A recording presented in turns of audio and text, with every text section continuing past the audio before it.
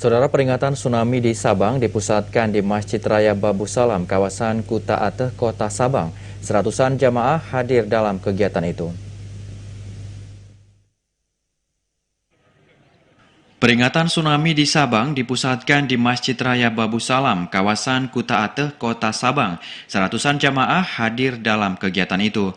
Sejumlah kegiatan dilaksanakan dalam peringatan tsunami ke-17 tahun ini, yakni ceramah disampaikan oleh Tengku Yasir, pelaksanaan zikir dipimpin oleh pimpinan daya Istiqomatuddin Darul Wa'di, Tengku Badri dan Tengku Firdaus. Wali Kota Sabang, Nazaruddin, mengungkapkan bahwa peringatan tsunami kali ini baru dapat dilaksanakan kembali setelah kondisi di Sabang membaik dengan ditandai menurunnya kasus COVID-19 sebesar 60%. Wali Kota mengharapkan warga Sabang untuk tidak takut melakukan vaksinasi demi membaiknya kondisi Kota Sabang seperti sedia kala.